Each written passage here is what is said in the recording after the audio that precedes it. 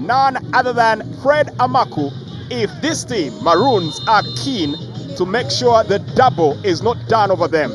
Ladies and gentlemen, welcome to Luzira Prison's grounds. Those watching us on Sanyuka Prime and those joining us on NBS Sport. Nasadu Semere will not take any pleading. And Abraham Kakensatu Suvira will go to his book. We're trying to plead the case of his teammate. Fortunate, but well, the law is very clear. Yeah. I don't think that he can plead any more than he has, and I don't think that he will get any kind of reprieve there, Abraham Tusuvia, because you stretch your hand out there stopping an attack and you handle the ball. The referees are left with no choice other than to book you, and that's exactly what he's brought upon himself. But I just still think that George Kasonko's pass was not good enough there, because there was a lot of space to just pop the ball over the top to his teammate. Free kick, whipped into the box area, free pass on and a nice tip over. You can still see that it's the kind of game that is up in the air, there for the taking. No team really showing control of it.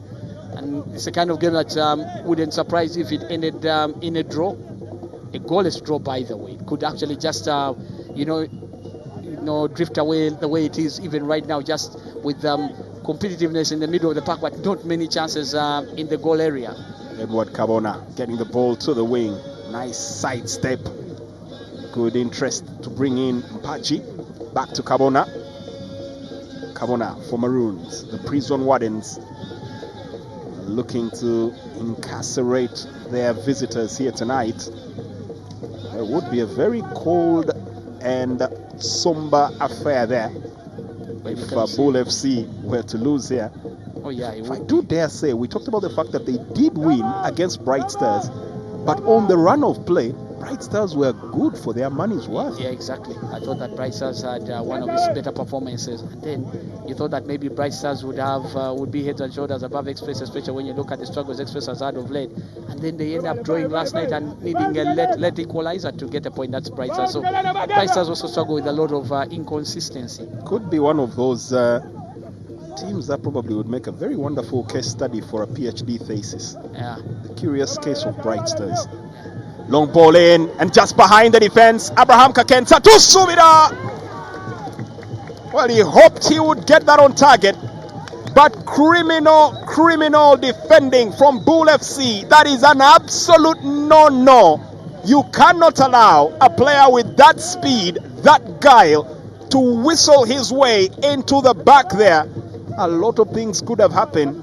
Just imagine if he had any form of support, it would be curtains here for Bull FC. Well, I'm sure that if he had support, he wouldn't have taken that shot. But then he realizes that he doesn't have any teammates coming through to give him the support. So he says, why not try my luck and shoot? On the other end, Bull were looking to respond in similar currency, but Vaiga, rock solid as always, nudges that out here. That's a corner. Corner kick. This is where it gets very difficult for the defenders and a little frustrating for the attackers. The heat is unbearable. The muscles are taut and looking forward to that break. And that's when the offensives become ceaseless. Short corner. Tezicha. Kiria keeps a ground cross. Turns out to be a folly. And the referee sends the two teams back to the dressing rooms with the call for the end of the first half. 15 minutes of a much-needed break. It enters the fray for Bull FC. Welcome back to Luzira Prison's grounds. It's Maroons Football Club 0, Bull FC 0 as the second half gets underway. Yeah, quite a quick substitution, but one that shows intent from the side of Bull Football Club and the coach Abe Chikomeko bringing on an attacker. A clear suggestion that he wasn't happy about proceedings in the first half. That was a cynical challenge there. That definitely attracts the attention of the referee. And interestingly, it's Ogweti that is taken off. And Ibrahim Orit comes on. Well, that points to probably Lawrence Tezicha taking the center space. Yeah, it seems like that's going to be the idea. But I don't know whether it was fair on Ogweti, because I just don't think that he had the service. And from the look of things, you need a person as big as Ogweti to challenge that defense of Maroons also. Ball whipped in from the set piece, settles unfairly. Still a lot of scramble in there. Bull FC just can't get the ball clear. Looking to get the shot forward. Amaku will race for that. Asks for the corner, and it's not granted. Well, I thought that actually was a ball coming off a Bull player last. That's what I thought. But you could see that there was some real good, prospects here for Maroons Football Club. If you saw the ball when it first landed in that penalty area, quick reaction from Maroons Football Club would have resulted in a scoring opportunity for them. But you feel that once the ball landed at the feet of Andy Habwe, there's a bit of hesitation, and that allowed Bull to close him down and close down the space that he could have used to strike the shot. Good hold up here from Maroons Football Club. Baji through the center. Nice pick up here from Abel Etrude. Gets the ball out, flung out to the wing. Nice. Ooh. Well, looked like in intent. It was a delicate chip forward from Dihabwe, but probably ill-fated. Yeah, I don't understand what kind of pass that was from Dihabwe. What was he trying to do? Because, you play a pass into space where you've seen a teammate, but there was no teammate in that area where he played the ball. Must have looked fancy when it was worked out on the training ground, but didn't quite pay dividends, and Dihabwe now turns it into more trouble as he fouls Kasonko and it's a free kick awarded. Yeah, Kasonko has really looked quite, fired up here in this game. If you see the kind of moments that he tried to create for his teammates in the first half, looks to be one that is really fired up for this game.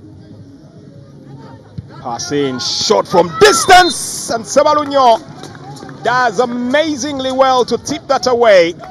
That was real imagination, and more of that will be expected from Pascal Ngobi. Probably the first real foray that Bull FC have been able to have against Maroons Football Club. Ball bouncing from distance, well arced, well struck, well angled. Top stuff from Ngobi. Just the sheer brilliance with which he positioned himself to take that strike. And the corner for his troubles. Corner, searching ball, punched away by Sebalunyo, not quite convincingly. Still, it's not often that Amaku is one of those players that is heavily shackled, as the Janzi made Zakayo ball makes its appearance now in the StarTimes Uganda Premier League. Nice cross, well picked up here by Ikara. Yeah, but there was just no presence from Maroons in that penalty here. The cross went directly to the goalkeeper, so it was always going to be very easy. Which begs the question, why cross if there are no players available? Yeah, exactly. Orit floats that ball, and looks like his pocket was picked there. Baiga opts against clearing the ball and tries to play from the back. Maroons' typical style. Held up here. This is a chance. Chitagenda still playing short, but well, that was clumsy there. And of all people from Baiga. Fighting pressure. Another corner kick for Bull Football Club, and we know that they are one team that capitalize a lot on set pieces. Although I haven't seen Oti come forward so much, he's finally come forward, but they're yet to find him. He's one that you think that Maroons have got to watch. Well, he's the one calling for the ball. He's the one that almost gets to the ball. That was very close. Probably if that ball had been left to Oti, he was in a better position to execute. Yeah, I think so. Now that's where you feel that there's going to be better communication from the Bull players on knowing who should get to the ball. You know, those are things that you work out even on the training ground. That if the ball comes in this kind of manner, you've got to let it flow to this far end or to this player, because he'll have better leap over the rest of us and can have better direction to it, and that can test the goalkeeper. Good pick up here from Lawrence Tisicha. Still holding on to the ball. Teases it back here for Aprem. Little too lethargical for Bull's liking, and in the end ends up losing possession for a goal kick. Was slow to reaction and very unaware of his surrounding. Yeah, he just got himself caught up there, and he couldn't find a way out of that kind of press that came in from Maroons Football Club. And for me, from what I've seen of him in this game, I just think that he's played enough, and probably this is the time where you take him off if you're coach Abe Chikomeko, because Prem has clearly not delivered on the day. Throw in after 55 minutes of play. Interesting from the ball boy. Seem to have lost control of the ball there. Picked up here by Orit. Well, it seems to be trying to find his... And the ball ends at the feet of Mugulusi. It ends as it started.